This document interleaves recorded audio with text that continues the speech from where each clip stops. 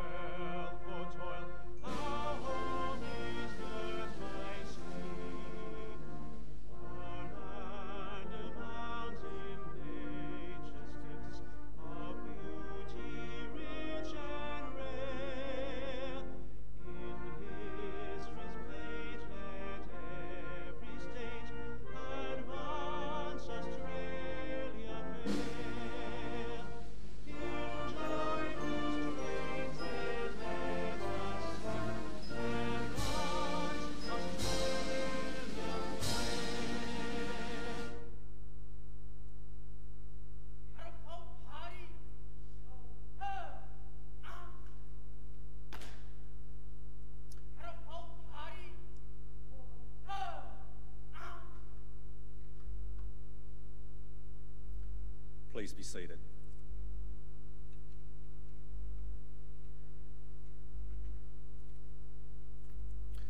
I'd now like to invite Dr. Brendan Nelson, Director of the Australian War Memorial, to address you.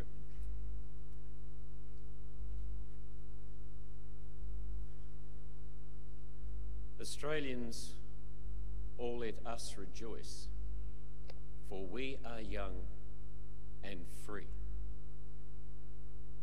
The first line of our national anthem. We just sang it. We sing it often. But far too often we take for granted that which is most important to us, including the freedoms, political, economic, and religious. I say to the young students that are sitting down here on my left, look across the pool of reflection into the faces of these 11 men. They, like you, were once young, but they gave their youth, 641 of them at Kokoda and 1,204 at the Beachhead campaigns in 1942. They gave their youth and others their lives for us and for our freedoms. The most important year in our history by any standard is 1788. The British First Fleet arriving, devastating millennia of rich Indigenous custodianship and history, but from it the origins of the Australia we would become and the people that we now are. The next most important year in our country's history is 1942 and the events that bring us here today. 75 years to the day when the Australian flag was raised and flown again at the small village of Kokoda, risen by men of the 25th Brigade of the 7th Division and some men of the 39th Militia Battalion.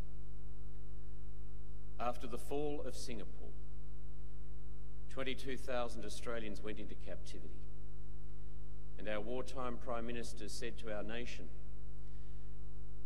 that now Australia faced its own Dunkirk, as Britain did, and that our contribution to a world at war was not only what we would need to do, but to repel an enemy threatening to invade our shores.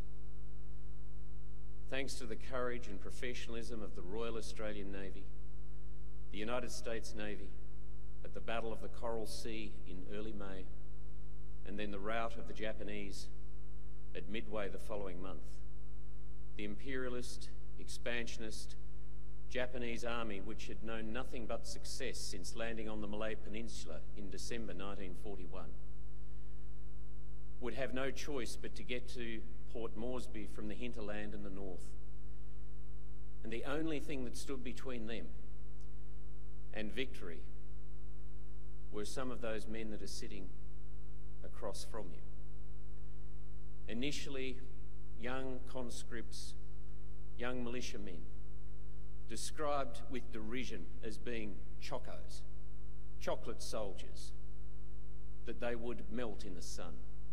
Others called them koalas, never to be exported or shot at. And yet they faced the full force of the professional Japanese army.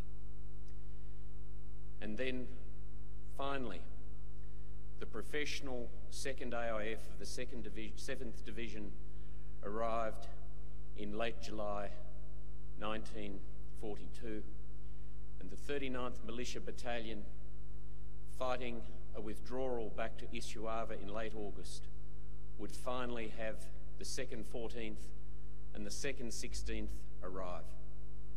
Simultaneously, the Japanese, 2,800 of them, landed on the 25th of August 1942 at Milne Bay. And without the courage of those Australians and Americans and the Royal Australian Air Force, the Japanese would have got those vital airfields.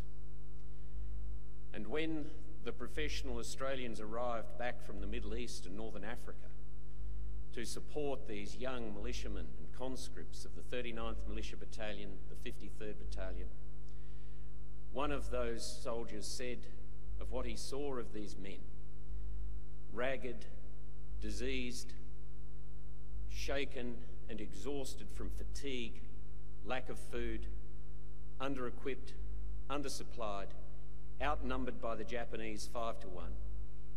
He said they didn't speak of fighting. They were completely inured. They were inured to suffering. Suffering was now for them an integral part of life. And another, Jim McCoy of the 2nd 14th, said, "The divisions between us solved immediately. We were Australians and we were fighting for Australia." The official army historian Dudley McCarthy said of what these men before you did. He said it's the story of small groups of men, infinitesimally small against the mountains in which they fought, who killed one another in stealthy, isolated encounters on the edge of the track that gave life to them all, of warfare in which men first conquered the terrain and then allied themselves with it, to kill or die in the midst of great loneliness. And one who survived, of the 39th, Sergeant Jack Sim, a shop assistant from Ballarat, said to us in year 2000, he said, "Some prayed, some swore with fear, but you wouldn't show it in front of your mates. One of the boys got shot fair between the eyes right alongside me. It was a perfect shot." He said, "Terrible to be afraid, but it's the brave ones afraid that still kept going. That's what they did, you know. Scared bloody stiff, and still kept going. They were so young. They were so young. I loved them all." Perhaps to our shame and embarrassment, human beings that we are, we settle for headlines, broad brushstrokes, popular imagery and mythology of our history. Few Australians realised that once the Australian flag was back at Kokoda on the 2nd of November, even worse was to come.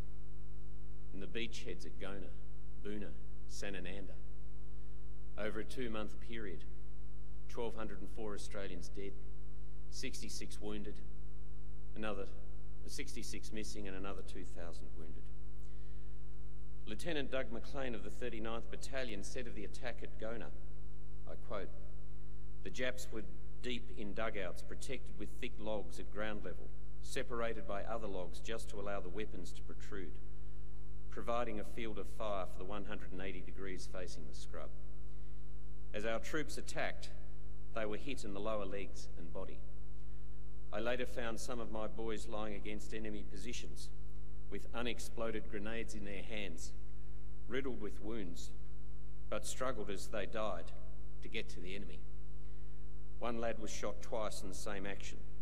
the tears in his eyes when he asked for a safer spot. "Sir," he said, crying, "every time I move, some bastard shoots me." He was only 18. And then the Salvation Army chaplain.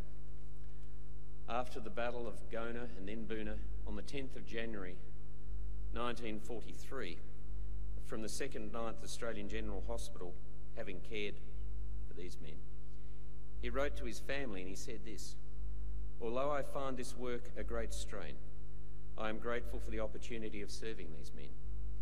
I do not believe there's ever been a campaign where men have suffered hardship, privation, and incredible difficulties as this one. To see these men arrive here wounded and ill from terrible tropical diseases, absolutely exhausted, clothes in tatters, and filthy, long matted hair and beards, no description of their incredible suffering can possibly be an exaggeration. I have seen so much suffering and sorrow here that more than ever I have realised the tragedy of war and the heroism of our men." Today at Isuava, 4 granite plinths have inscribed into them 4 names. Values informing what these men did and how they did it. Values that inform character, which transcends everything else in life. And the truths by which we live as Australians. Courage. Nothing of value in life is achieved without taking a risk. Endurance. You never give up. Sacrifice. Life is in the end about giving of yourself to others. And mateship. In the end, what we need most is one another. They lost and left 640 of their mates on Kokoda, 1,200 at the beachheads, but they gave us something else.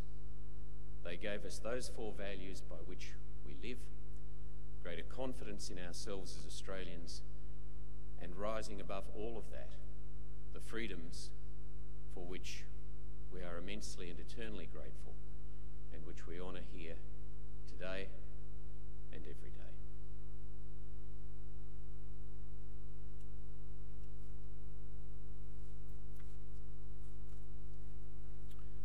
Thank you, Dr. Nelson. The Australian War Memorial was the vision of Charles Bean, Australia's First World War official historian. Bean landed with the Australian troops on Gallipoli and stayed with them at the front through to the end of the war.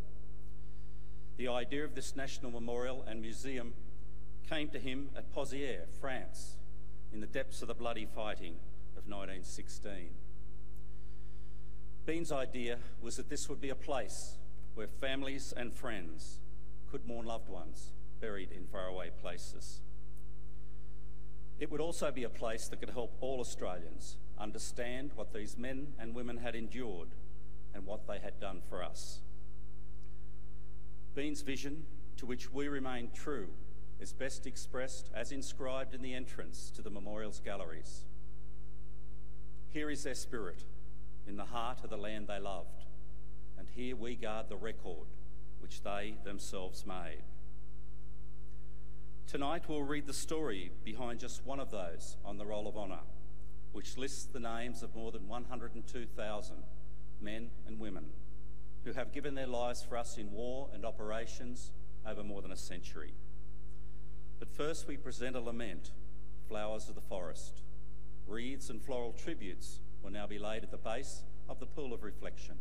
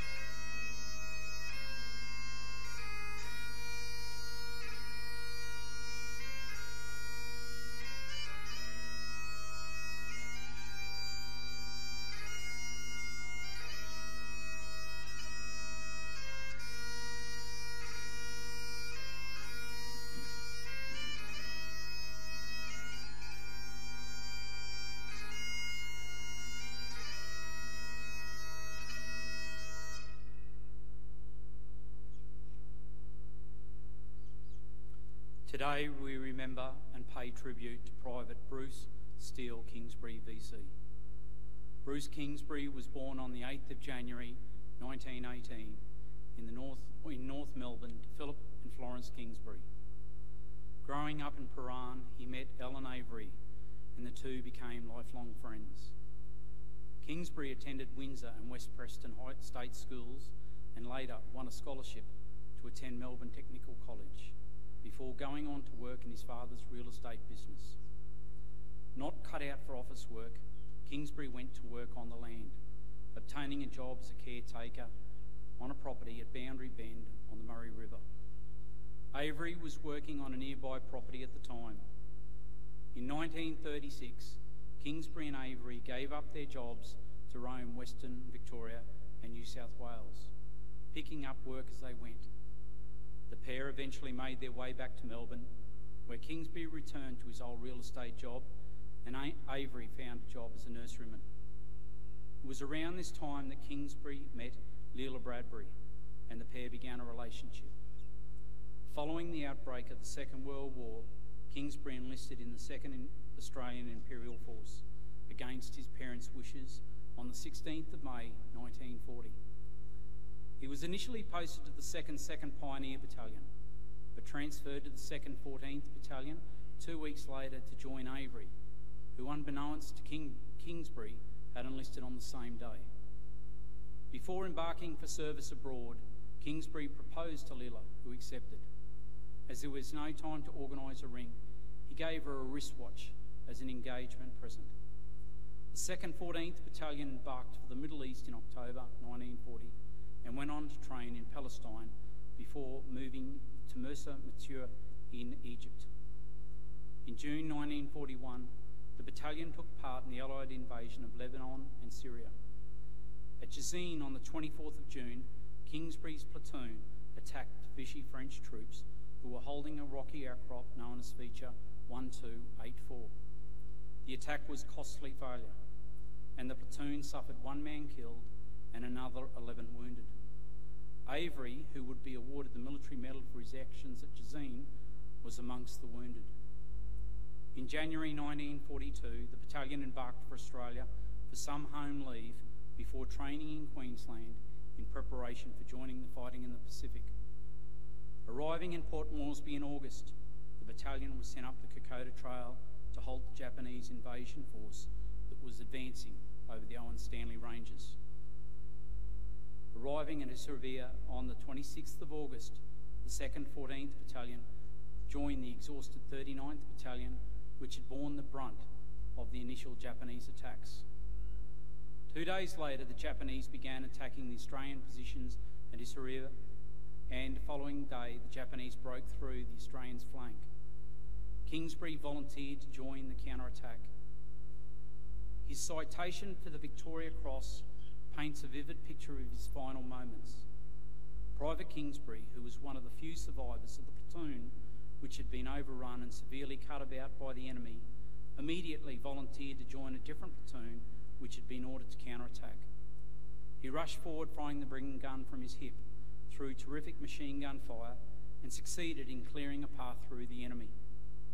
Continuing to sweep the enemy positions with his fire and inflicting an extremely high number of casualties on them, Private Kingsbury was then seen to fall to the ground, shot dead by a bullet from a sniper hiding in the wood. Private Kingsbury displayed a complete disregard for his own safety. His initiative and superb courage made possible the recapture of the position, which undoubtedly saved battalion headquarters as well as causing heavy casualties amongst the enemy. His coolness, determination and devotion to duty in the face of great odds was an inspiration to his comrades. Avery was behind his best mate when he was killed, and he carried Kingsbury's body to the nearby aid post. Kingsbury was initially laid to rest in the Kokoda War Cemetery, but his remains were later reinterred in the Port Moresby Vimana War Cemetery. In a letter to Kingsbury's parents, Avery wrote of his feelings of loss, stating, "Bruce was a soldier, second to none, admired by all. Personally, I am lost without him here, as we had been together so long." After the announcement of the award of the Victoria Cross to Kingsbury in 1943, His father, Philip, stated, "We feel a natural pride for his bravery, but find it hard to bear the loss." Bruce Kingsbury was 24 years old. His name is listed on the honour roll to my left, among almost 40,000 Australians who died while serving in the Second World War. His photograph is displayed beside the pool of reflection. This is but one many of the stories of service and sacrifice told here at the Australian War Memorial. We now remember Private Bruce Steele Kingsbury, VC, who gave his life for us, for our freedoms and in the hope of a better world.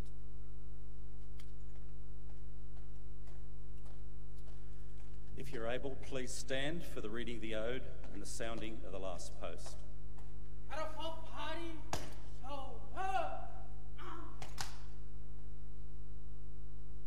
They shall grow not old, as we that are left grow old. Age shall not weary them, nor the years condemn. At the going down of the sun, and in the morning, we will remember them. We will remember them.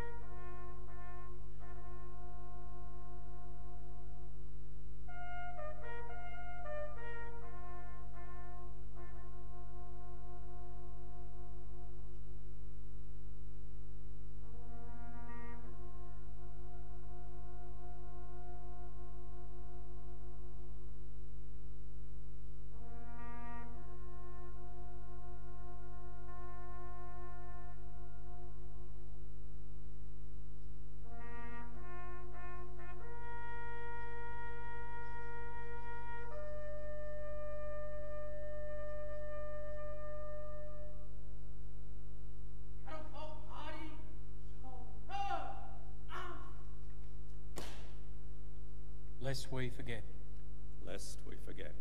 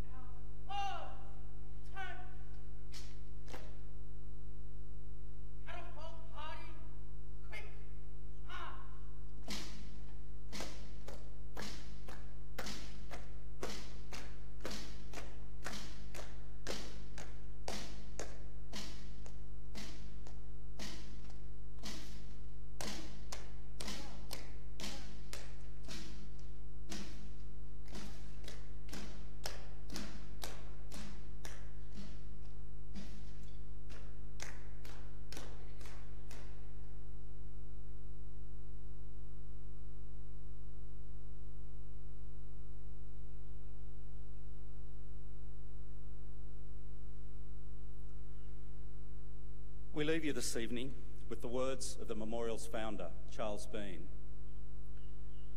Many a man lying out there at Pozières or in the low scrub at Gallipoli, with his poor, tired senses barely working through the fever of his brain, has thought in his last moments, well, it's over. But in Australia, they will be proud of this. Distinguished guests, ladies and gentlemen, girls and boys, that concludes this evening's last post ceremony. We thank you for visiting the Australian War Memorial and wish you all a very good evening. Thank you.